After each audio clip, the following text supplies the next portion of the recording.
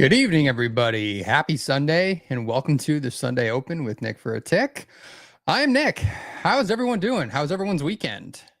I don't know about you guys. It's tornado season here in North Texas, so we're about to get a bad storm this evening. Hopefully, there's no issues. I think it's going to start rolling in the next hour, 2 hours. So hopefully, we can get through the show with no issues. But they were saying winds anywhere between 80 to 100 miles an hour here, and some large hail. So I'll get to go deal with that fun this evening. But how is everyone feeling about, I guess, this summer trade and potentially March up towards the making a new all-time high? We can jump to my chart. So there we go.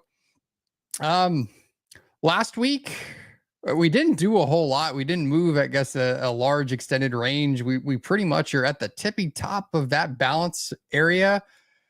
And I would say just a knee-jerk reaction. The summer trade seems to be here without any sort of new information, new news, or anything else going on. I think volume is about to fall off a cliff, and we could just see, potentially what I want to see, if we're really going to get the summer trade and everything is all fine until there's, more rogue tweets and things popping out of the Terrafor that is still very much front and center, is I would want to see some sort of volume build above basically where we are likely to open this evening, somewhere around 60-10s.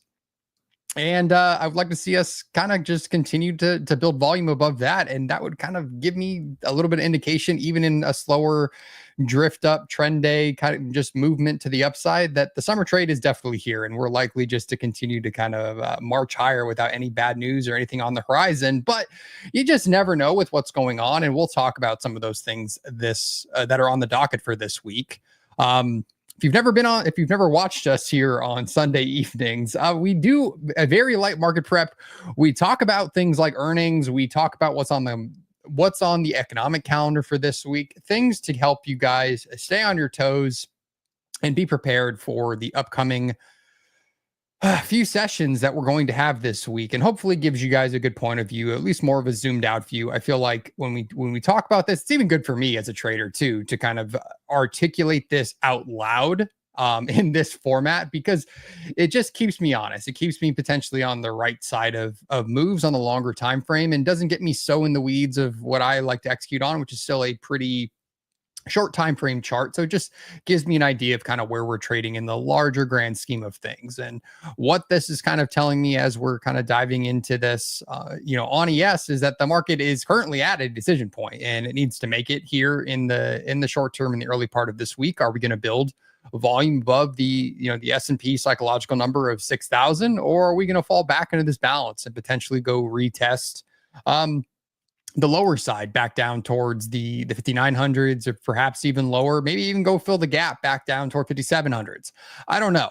But for the time being, the market just seems, outside of a rogue headline that we kind of seem to get that causes some volatility the last few weeks here and there, it does seem like we're just kind of range bound. We're drifting, we're low volume, and then a little bit of positive news, and we kind of just get that next leg move higher.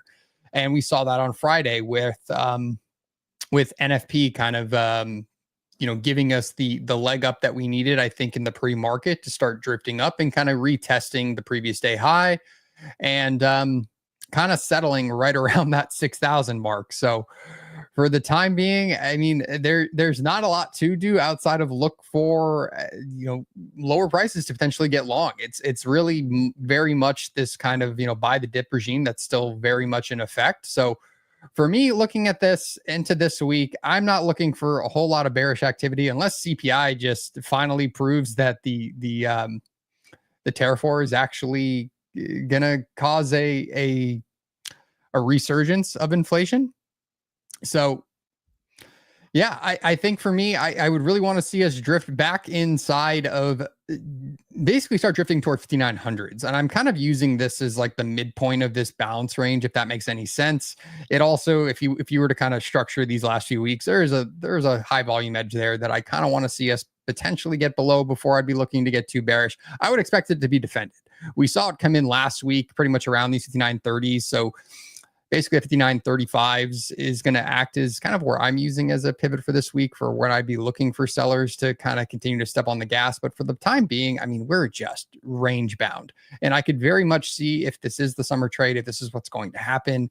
We may get a little pullback down towards this area, 59.50s, perhaps even as low as, like I said, the 59.30s before maybe buyers step back in and we kind of make that next move higher. There are those few volatility events this week that could absolutely just shoot us back towards the old all-time high range, which I did. I remember last Sunday, I told you guys I was going to add more data to this chart and hopefully not break my Sunday prep charts so we could look back at the old all-time high range. Oops, wrong button.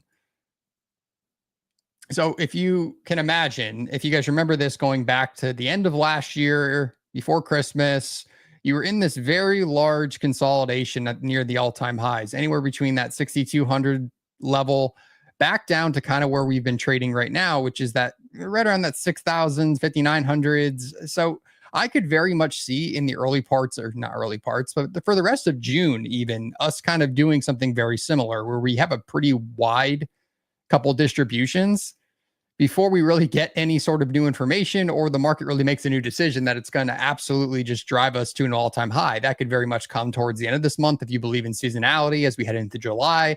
That kind of makes a lot of sense. And it seems like the market is potentially setting up for a very similar move where we could absolutely go make a new all-time high, hit 6,300s. Everyone is partying, celebrating, and we're in summer in that lull that just has that natural kind of drift up motion. So for me, just knowing how many times I've been caught in this type of price action around the all-time high, just getting range bound and just chopped up as the market continues just to slightly drift higher almost week after week before there's a potential good opportunity to reshort this. And it might come after we make a new all-time high where we get a good, 5% whatever correction that we're very much typically would get after these wider moves to making new all-time highs. But for the time being, with the summer trade and with what I did myself last summer, which is just have that weird taste in your mouth where you're kind of in a drawdown in June, and then it took if you guys remember last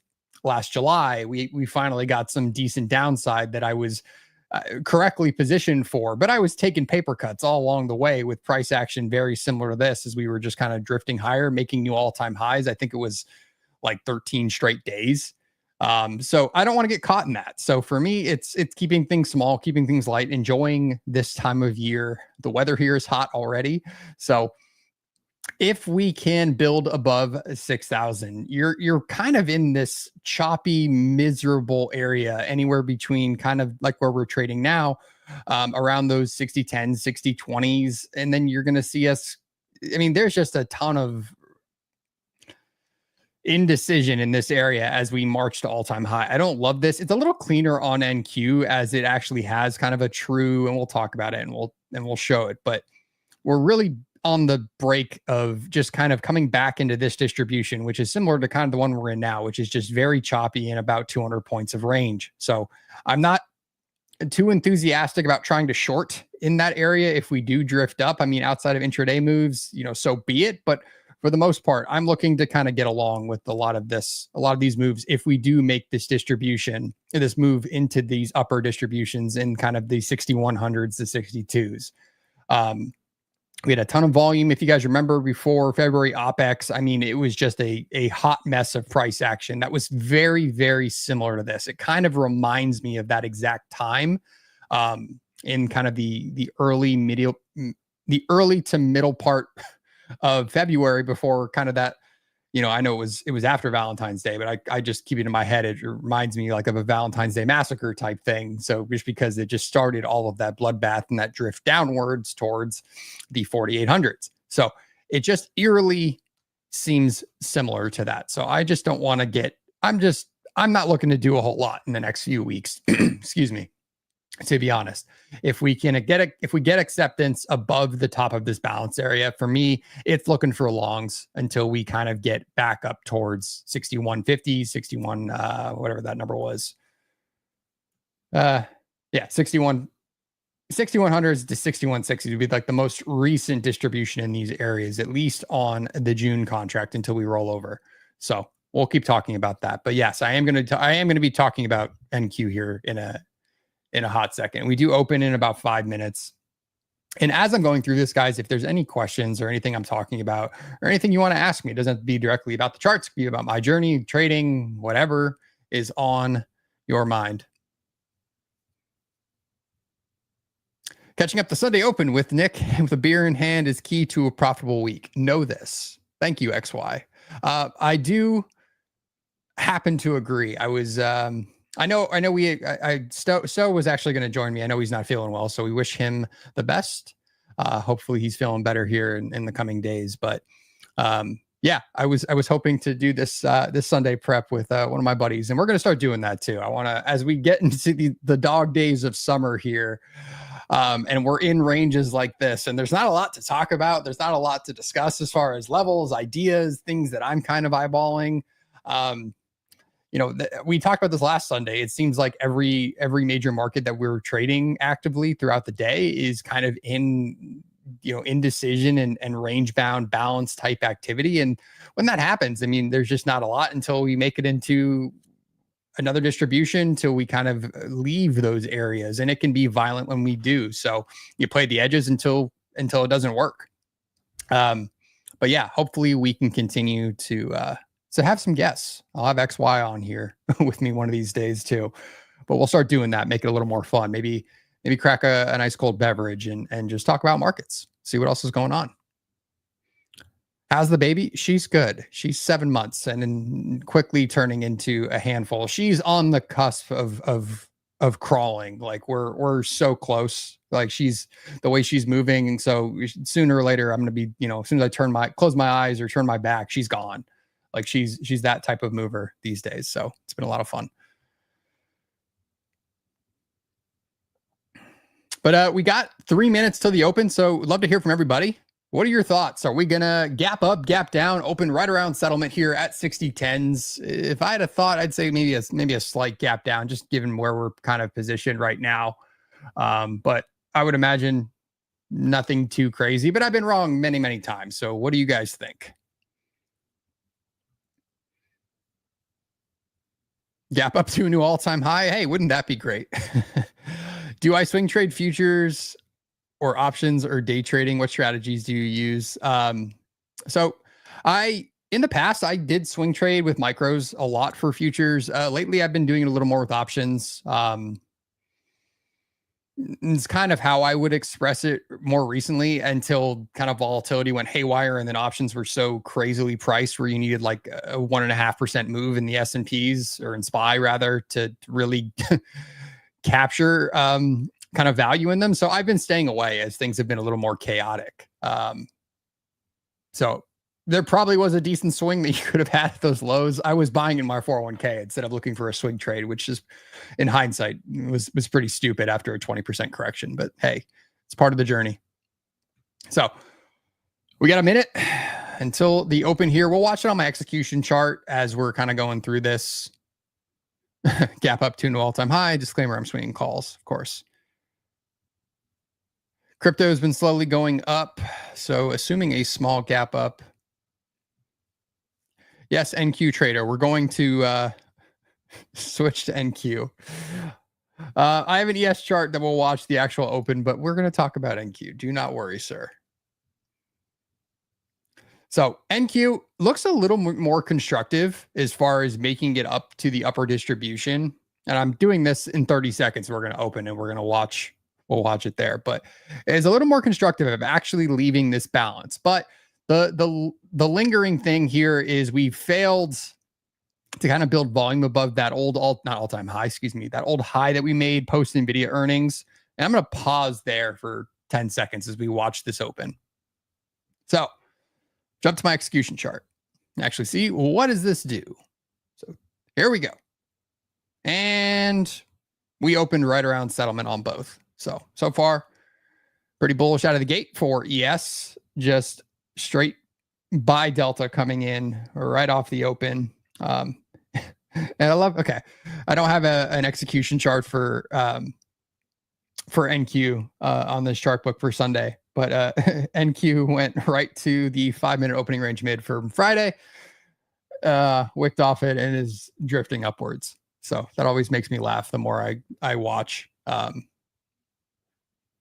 The more I play around with the 5-minute opening range and that mid trade, it just continues to kind of make me laugh. But pretty bullish so far to start Sunday night. But rather lackluster than some of the others we've been seeing in the past few weeks, few months. But so far, straight bid. Phoenix, thanks for hanging out. Good to see you. I am Diego. I'm going to talk about YM. I built a chart for YM for this for some reason. It's a kind of a miscellaneous chart. It's one of those where I built another chart book, not another chart book, but another tab here for miscellaneous things. And currently it's on the good old Boomer Index, the YM. So we can even dive into that. But now that we have opened, now that the data is flowing, let's get back to NQ. As I was saying, this is a little bit more constructive than ES, rather that we actually are building above kind of this 3-week balance that we were in. But the only thing that does concern me is we did fail after we kind of peaked above that old high from post NVIDIA earnings that we sold off from. We are kind of just lingering around that level, which is around that 20,850s. Obviously on Thursday, we did peak above, kind of make a run up towards the 940s and then failed there. So we'll see. I'm optimistic that we're going to continue to build volume and go test 22,000, which was a weird spot going back towards the all-time highs and in the early parts of this year. There just was a lot of resistance. The areas to be watching to the upside, obviously 22,000, big psychological number, but we had a good amount of volume build and I would say, rejection kind of up here. I don't know how I want to describe this. This going back to kind of the early parts of February, this was an area I was kind of shorting off of a few times. It just was kind of acting as a pivot in the early parts of this year that was acting as support for a while. Then it was acting as resistance. This 22,000s kind of 100 spot down as low as kind of the 22,040s. Just an area to kind of have marked on your charts. I think that spot's going to be tough to peak above. I know it's 200 points above us, or 250, but we very much could traverse that in the early parts of this week. So I'd be watching for any sort of reaction there. Obviously, when you have the data that we have this week with CPI and PPI, I mean, if it is lackluster or showing that inflation's continuing to be, mission accomplished, defeated, then absolutely we're going to probably go make a new all-time high, go up to 23,000, make everyone happy. But given, like we were talking about on ES, all of this distribution that we were seeing in this same general area that we're kind of trading in now, it's just so much chop and indecision from the market. So it might take some sort of catalyst, some sort of news-driven, bullishness that actually could get us out of this and for us to go make a new all-time high. But until then, I mean, looking at all these profiles, guys, 22,000, 22,300, 200, like those are areas to be watching. And I would expect to once again provide a little bit of resistance to buyers, even in the summer trade. It just may take a little bit of some effort. There may be some longer time frame sellers that could be very much still present and reoffering us. It's not that far away, which is crazy. Are we going to hit a new all-time high this week? Now that I'm looking at this, a cool CPI and PPI, God knows we could do it this week. It's kind of crazy.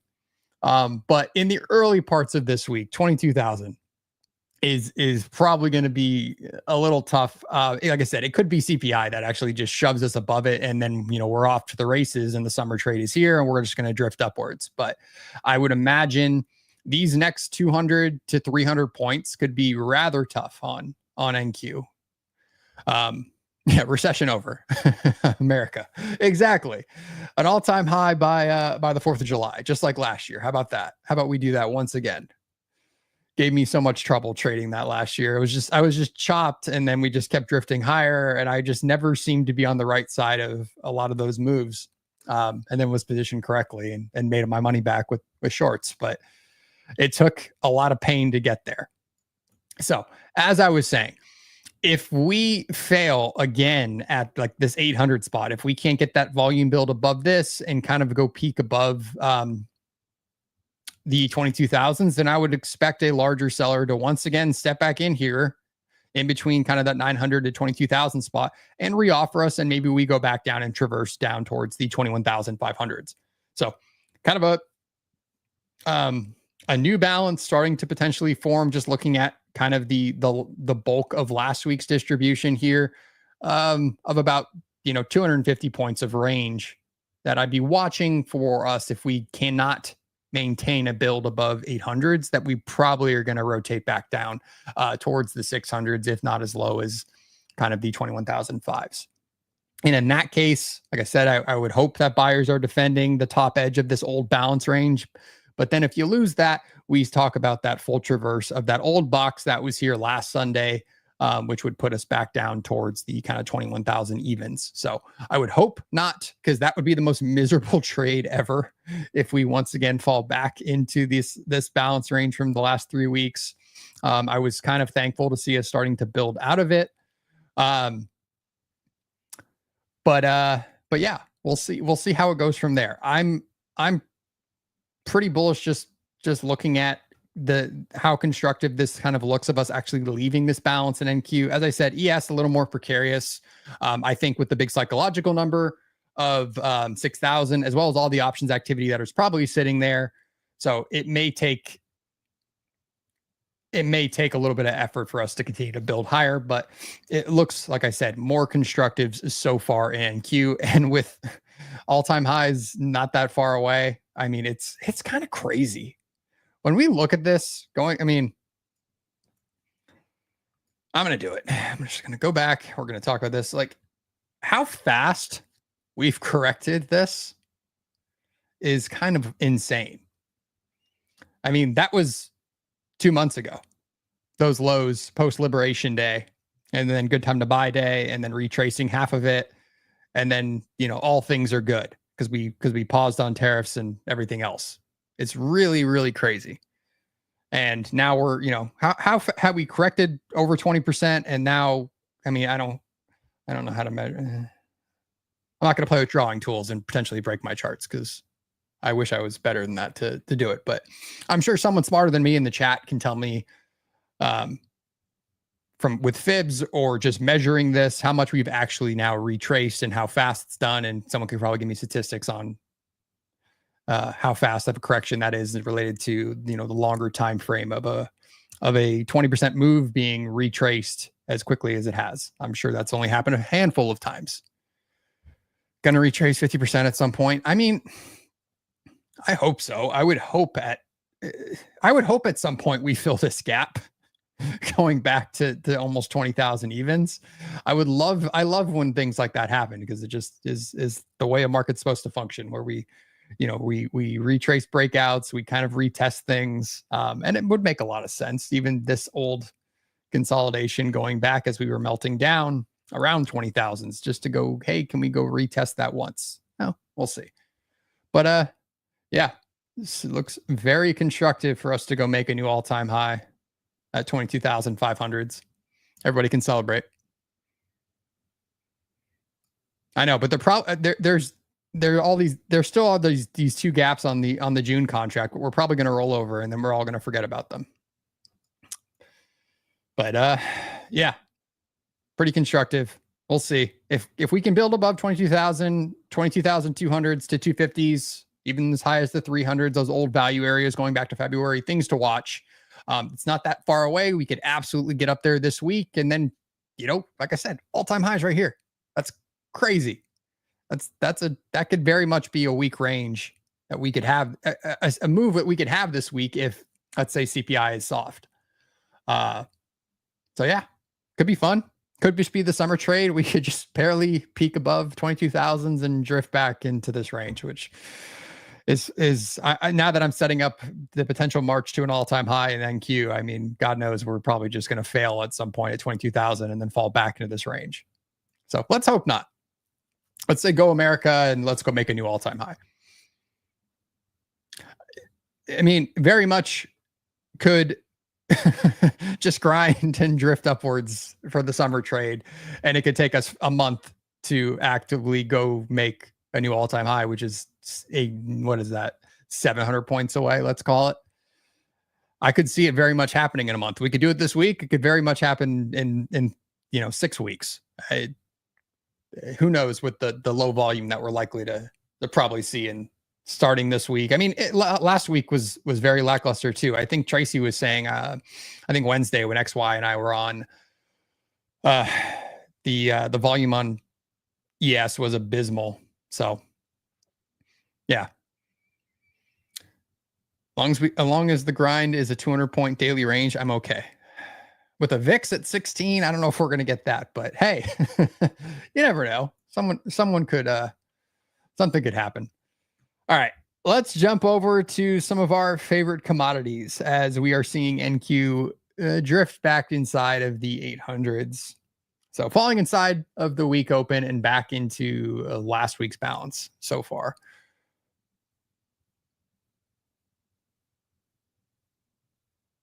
As I'm seeing this continue to drift lower.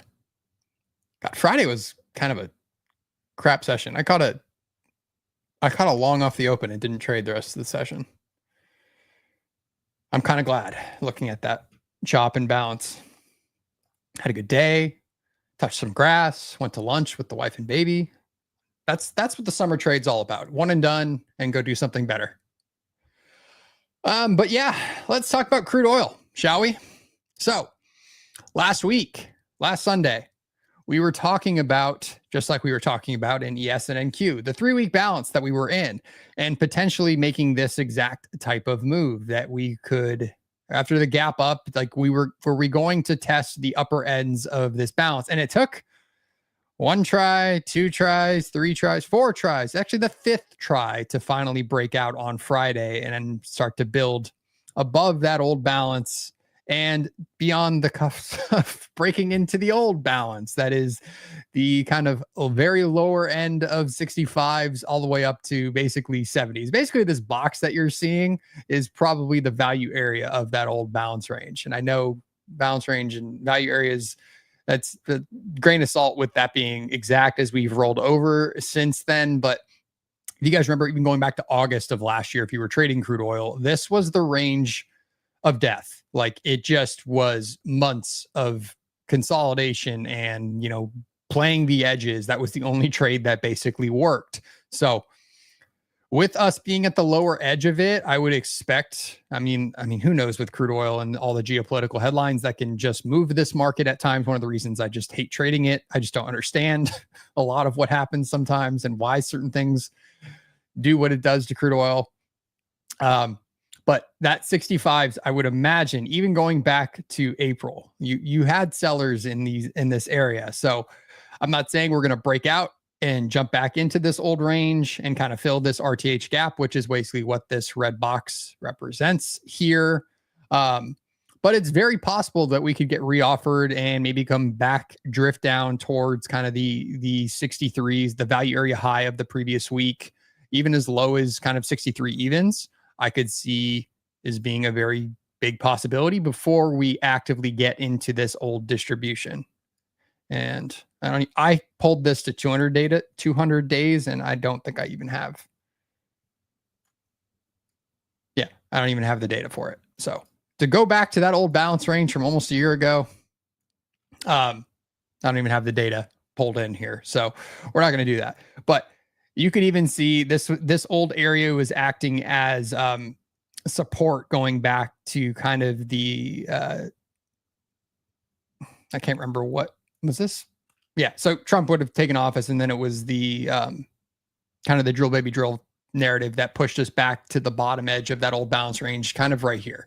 So if we can establish any sort of volume build, kind of continuing to see 64s hold, then you're kind of talking about these distributions up here. And this goes back to that old balance range that has been here forever. That's pretty miserable to trade. But the logic would be we leave one balance, we kind of pierce back above, let's call it 65, 66s. And then we're talking about this old range up here. So I would expect maybe this is going to act as a bit of resistance for the time being, at least in the early parts of this week. With the way crude trades, sometimes it could take a couple weeks before maybe if we do continue this momentum to the upside, that we actually do break into that distribution. So for the time being, I would expect some sellers to still be present between kind of these 64s to 65s, maybe reoffer. Maybe we fall back down into this range, and I'd be looking to buy if we can come down and retest the top edge of this old balance for potentially that push up to 66 and maybe fall into that old distribution there. So we'll see. But yeah, this is pretty constructive. I'm glad this played out last week and we actually are kind of potentially leaving this balance range. This was a pretty wide 2 months of distribution. But I'm glad the last few weeks have kind of played out with things that we've talked about on the show. Crude sometimes just loves to trade in balance, it seems. Most of the time I feel like I'm talking about this product. That's what it's doing, is trading in these ranges. So we'll see. If in the event that 64s does not hold, be on the lookout for us to potentially go retest the bottom edge of this balance as well.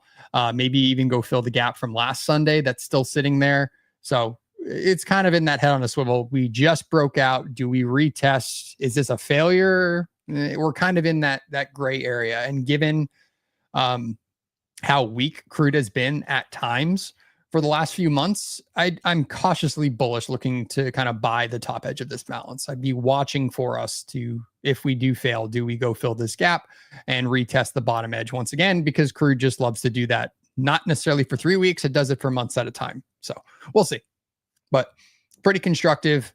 Glad last week played out kind of what we were talking about, which was at least do we go retest the top edge of that balance?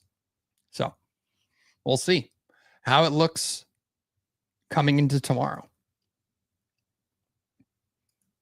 If you hate talking about markets in balance, I apologize for this entire show, with the exception of NQ. Kind of, well, actually, we are actually seeing some weakness so far after us opening right around settlement. So far, falling back into balance in equities, at least for the moment. NQ looking a little weak. Losing, looks like it's starting to lose majority of Friday's range. Yes, coming into not last week's, but Friday's value area low, opening range low, and kind of losing that. So more to watch, but not what you want to see if we're talking about hitting an all-time high this week. Is not the most constructive build so far out of the gate for equities. But anyway, back to gold. So last Sunday, we had talked about gold being in balance. And unfortunately, we are still sitting in the same balance area. We went up. We tested the top edge of that balance up to 3,400s, which was an area I was talking about looking to potentially reoffer, just seeing as every time we've come up here, with the exception of that little peak above the all-time high, there have been a lot of sellers ready to take profit or reoffer gold at 3,400s. And as bullish as equities have been, the more, all things are good, mission accomplished, inflation's defeated, no recession on the horizon. If that trade turns off and, we continue to see the move that we've been seeing in equities, then it gives people a reason to potentially get out of some of these assets like gold. And we could very much see potentially some of these older RTH gaps maybe be tested, maybe be filled. But we're coming into kind of the lower side of this, whatever you want to call this, multi-week balance that basically exists between 3150s and 3400s. So I'm still looking to potentially more weakness in gold, potentially to come fill some of these gaps, retest some of these breakouts back towards 3,000. I don't know if it's gonna happen this week. It seems like there still are a ton of people trying to buy it at 3,300. So for the time being, we're looking to play the edges. A lot of volume has been traded between 33 and 34s. So that's kind of your range. We really are still very much in balance. And there's not a whole lot to do outside of play those edges. unless we just start continuing to march to the all-time highs, you're kind of looking to long the 3280s and, take profit in the higher 33s. Not the most constructive price action. It's been super choppy, a lot of indecision. I mean, it makes sense. We've been in balance for so long and we keep getting different stories as far as what's going on with the tariffs being paused and, the China calls and all these things. It's just tough to trade the recession trade right now. So yeah, if we lose 3300s, it gets a little interesting though, because we finally would be leaving this balance, and then do we kind of fall back into some of these balance areas, going back towards the price action we were seeing in the early parts of April. So 32s down to kind of 3000s. I would expect 3000s to absolutely still be bought for the time being, but I would love to get a decent short in gold this week if I'm going to be trading it. So we'll see. We will see.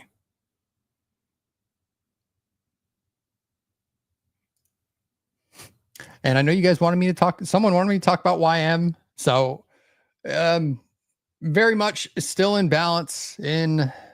I know I jokingly called it the boomer index. It used to be, it still kind of is. They've been hip. They added NVIDIA and, Salesforce is in there, a few other tech companies, Amazon. So it's not so much the boomer index anymore. I always still laugh at that.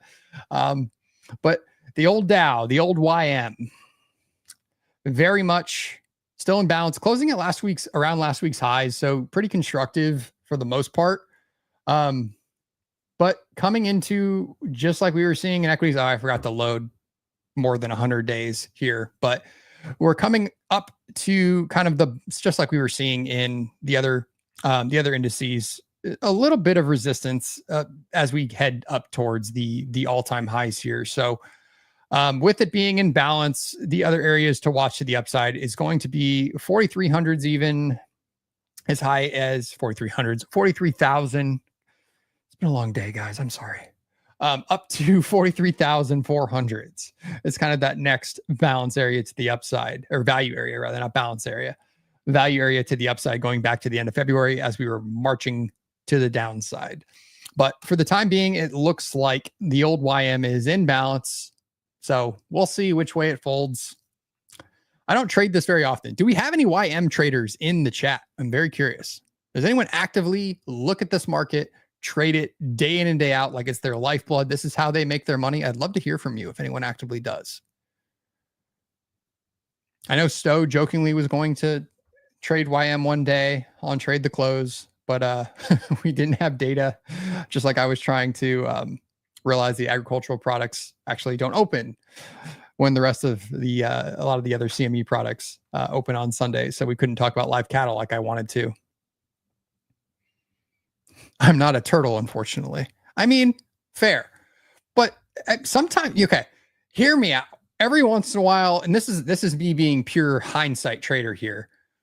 Every once in a while, I see just a mess of price action with ES and NQ, and then I flip on the old YM, and sometimes it's like the most clean rotations that you could ever ask for as a trader. And I sit there, I'm like, why don't I have a YM chart that at least I'm watching? I have, honest to God, I've placed a few rusty trades. I've never actively traded with live capital the YM, but every once in a while, it just amazes me with just clean price action on a session, as I've been getting chopped up trading NQ or ES or whatever it is that session.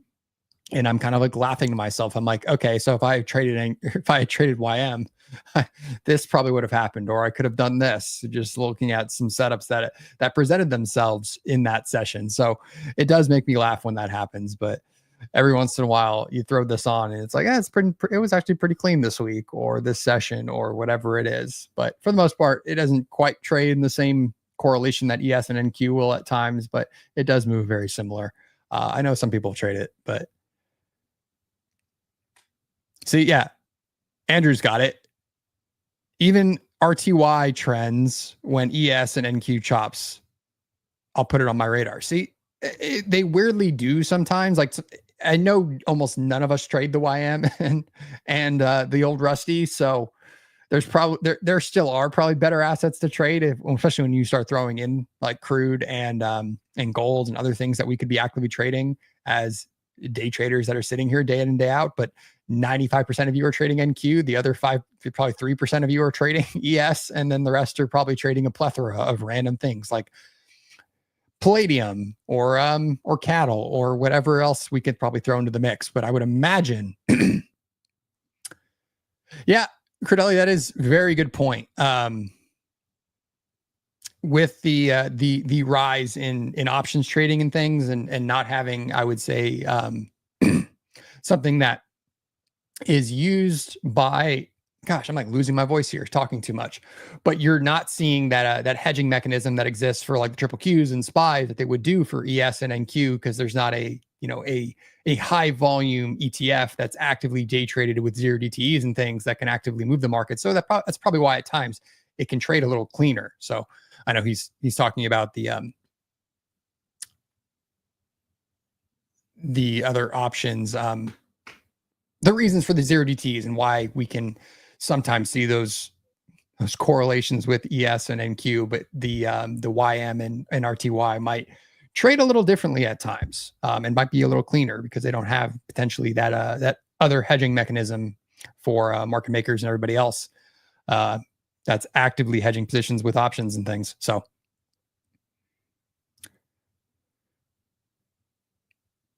Nick went short. I mean, it might have already happened. We might have already missed it when we were talking about it not being constructive if we were to potentially lose kind of the 800s in NQ again. So Dio, you might have missed the short. Zest is the plethora, guys. So the other 3% of things that aren't ES and NQ. It is funny that, and like, I mean, 99% of traders I talk to are trading NQ day in and day out if they are actively day trading. So it is always funny when someone else is saying they're trading the plethora of other products that the CME has given us the opportunity to actively make or lose money, likely lose money trading. So joke's on you. I'm already short. Good job. Where's your entry? Where give me your exact entry, your take profits, your stop loss. I want to know everything, sir. Energies, grains, and metals still trade NQ and CL, but lots of opportunities elsewhere. I know, especially in the summer trade too. I said this last year when I was in a drawdown kind of in June and early July before things kind of turned as the market suddenly had some volatility pumped back into its veins. I had said I was going to start looking at other markets. I never actively traded anything else. I still just stuck to my guns and was sitting here staring at an ES chart or NQ and being miserable, I guess, trading the summer price action. But there's so many other products, and there's always a way to find a trade if you are actively looking at other things. I still need to broaden my horizon with things that I actively day trade. And part of that is just like, throwing on a sim account, throwing on a prop account and trading something that is not equities, just to start to get that experience in a market and see how it moves, understand it. I say that once again, knowing there's a good 80% chance that I'm probably not going to do that, but I need to start doing that. I'm long an ES mini from 59.99. Stop is protected, trailing every 6 ticks. I like the strategy. I like the idea. Let's see if it holds, or if we go take out the previous day low, which in ES, it's got a little ways to go. NQ was closer down towards that low. NQ's low from Friday is at 722. But yeah, look at that. Week open, everybody. Gonna be that. Of course it is. So we opened right at the 6,000 number on the SPX. Obviously that spread's going to change slightly, but I would imagine this week, that week open's going to be support and resistance at different times. Just being that is almost exactly the 6,000 mark on the old SPX.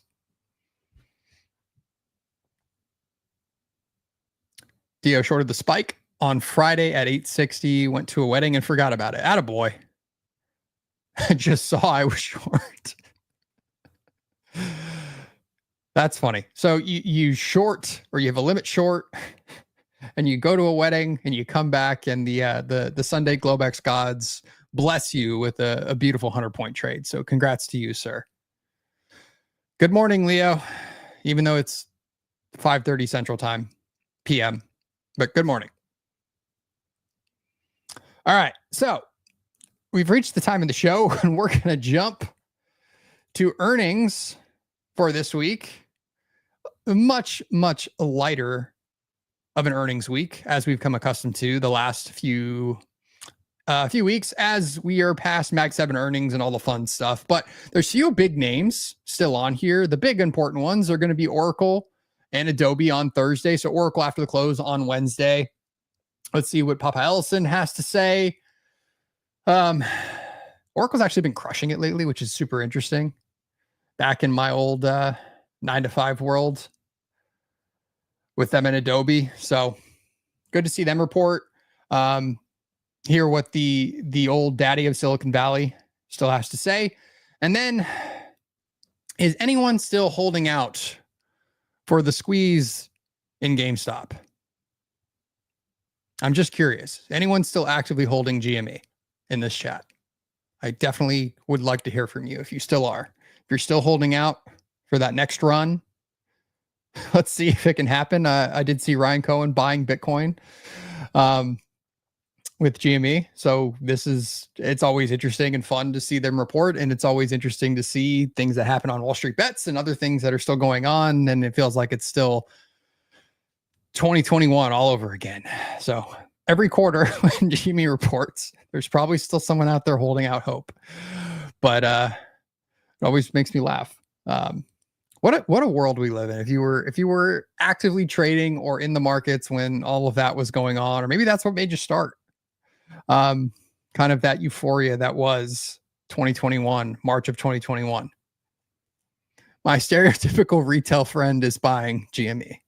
I'm sure we all still have somebody in our wider circle that is still holding shares from buying them during that move.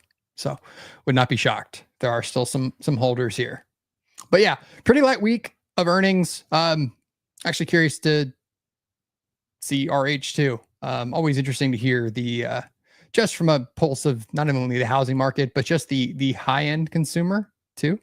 Are they actively doing things? Are they actively renovating homes? Are they actually buying new furniture? So always curious to hear, especially with at least the plethora of inventory that's been coming onto the market in the DFW housing market. So curious to hear them as well. But other than that, pretty lackluster week. But the big one's still going to be Oracle and Adobe, and then everyone's favorite with GME. So we'll move on to the economic calendar.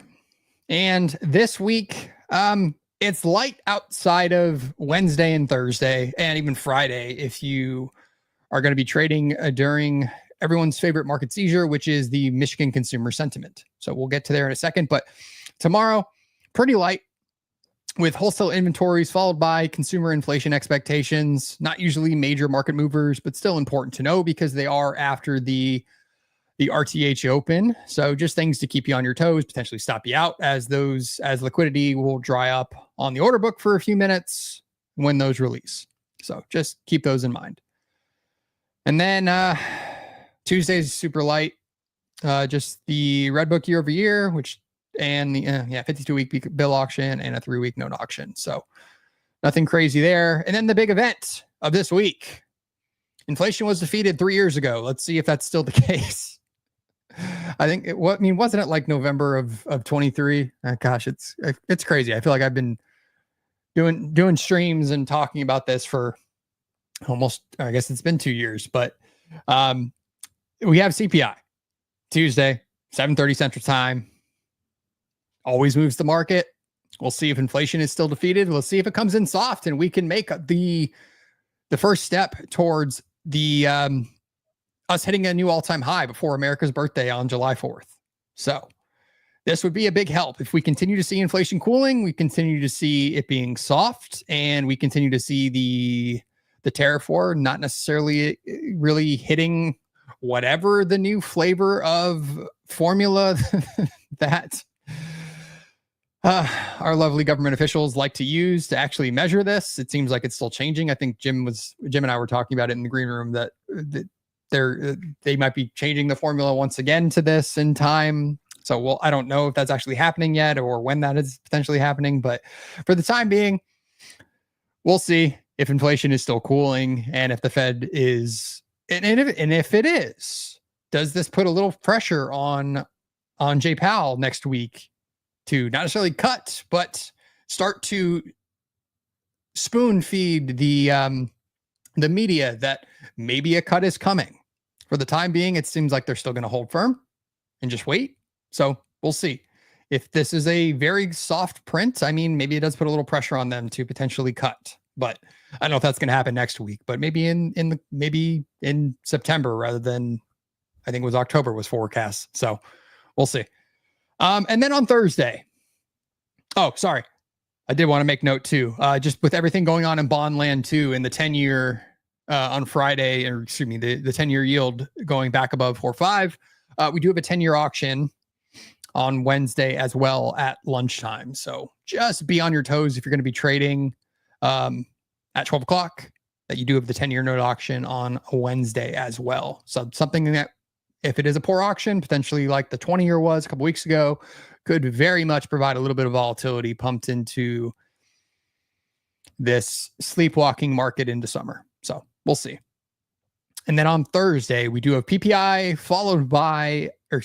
coupled with jobless claims. So we have initial jobless claims, continuing jobless claims, coupled with PPI on Thursday. So probably will take the algos a few minutes to scrape those releases as well and provide us the reaction.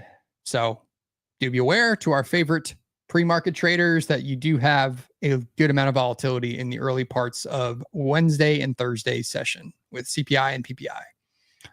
And then Friday, I made the joke, but everyone's favorite market seizure, that is Michigan consumer sentiment. It always provides a good amount of volatility. There's plenty of times you should not have a trade on a Friday when this releases. Once again, I say this every time this shows up on the economic calendar, but my advice is to be flat during that and shortly thereafter. Sometimes you forget about it on a Friday. Market's kind of snoozing through the initial balance period, and then that just throws a wrench, and you have some crazy things that'll happen with the order book. So just be aware. That's going to once again release on Friday at 9 a.m. Central Time. So usually does cause a bit of volatility. We'll see how it shapes out this week. But other than that, pretty light week. Oh, we do have a 30-year auction on Thursday as well. So the long bond auction, Thursday, lunchtime. Be prepared. But yeah, that's it. CPI week. Nothing we haven't all faced before. We'll see if inflation is once again mission accomplished, defeated. But for the most part, pretty weak opening thus far, and does not shape well for the early parts of this week, looking like we're going to leave this balance area. So we'll see. Do we continue to see sellers initiating up here around those 60-10s, the week open, as well as that big option strike being SPX 6000, still providing us with a bit of resistance for the time being? And then do we kind of traverse the other side of this balance, perhaps come back down here towards 5900s? So we'll see.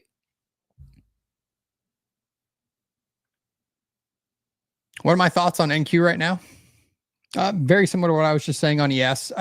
If you missed the early parts of tonight's show when we were talking about this, NQ is not that far away from the all-time high, but these 22,000s, as well as kind of the 22,200s to 300s, going back to the all-time highs in early January and end of last year before we kind of melted down here, that area was kind of an interesting spot.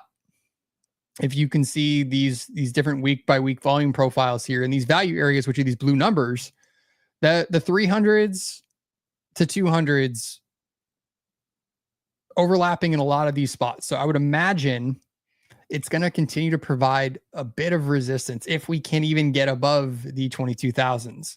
So it's just a lot of mess in this area was kind of what I was saying. But the other part was if we started to lose 800s, I could see us potentially falling back towards the 21,500s.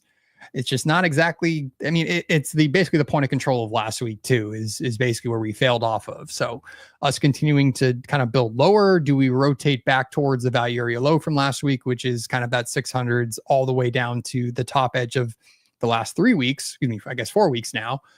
These old balance areas, these old value areas from the previous couple of weeks is basically the top edge of that is going to be sitting around those 500 spots. So the more we kind of see this weakness, if this continues into tomorrow's session and we can't see that volume build back above 800s, then yeah, I very much could see us falling back towards the 21,500s, if not kind of retesting and creating a much wider balance that we could potentially be stuck in the early parts of the summer trade and maybe not go hit a new all-time high. But with all the volatility events that are on this week's economic calendar, with something like CPI, I mean, it takes a soft print and we could absolutely gap up above 22,000 and, be talking about those 22,300 to 200 range going back to, like I was saying, end of last year and early parts of this year.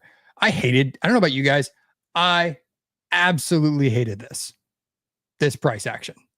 Kind of post-election euphoria was over. When we made that march to, 22,600, made an all-time high, this was just a hot mess of a few weeks and miserable to trade through December. It just kept looking like it was going to be, we were going to retrace and correct, and then the market would bid off of it. And then if you guys remember, where was it? Oh, it was this. This was Powell ruining everyone's Christmas after we made a new all-time high with the December FOMC. And then we just started consolidating and chopping within about 1,000-point range. And that was kind of miserable at times to trade. So I think this area we're trading in it right now. We're kind of stuck in the middle of this same, you see all these value areas, like there's so much with basically where we're trading right now.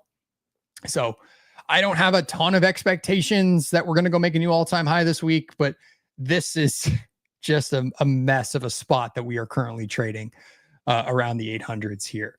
So there's a lot of resistance. There was a lot of selling, a lot of sellers kind of in that 21,800 spot to that 21,200s to 300s area. So it's just a mess. And I just don't love that volume's kind of falling off a cliff into the summer months here. So it may take something like CPI to actively push us back into that old range. But for the time being, last week was constructive. I don't love that we failed once again at that. We peaked above that NVIDIA post earnings euphoria high, and now we kind of failed back in, not once, not twice, but 3 times. So we'll see if we can get, like I was saying, if we can get that steady volume build kind of above that 800 spot, then yeah, I could very much see us at least go testing the 22,000s, if not the upper side of some of those areas in the 22,200s. But if not, we're probably going to fall back into this balance in the last few weeks and continue to chop and consolidate. Very similar to this.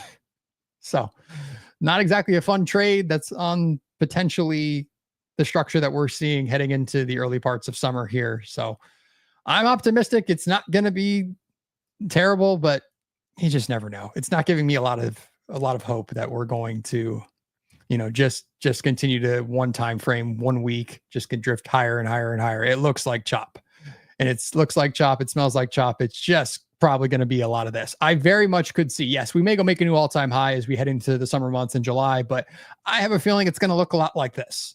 Even if we start getting up there and testing some of these spots, it just may be a bit of a mess.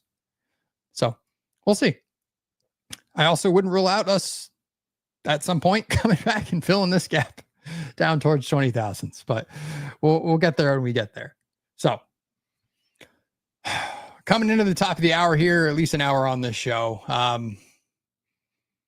If there are any questions, happy to answer them before we skedaddle. and get out of here, and everyone goes back to doing better things on their Sunday evening.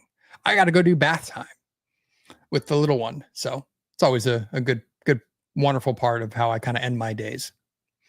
Nick, do you consider Globex profile for MGI levels, or do you just stick to RTH?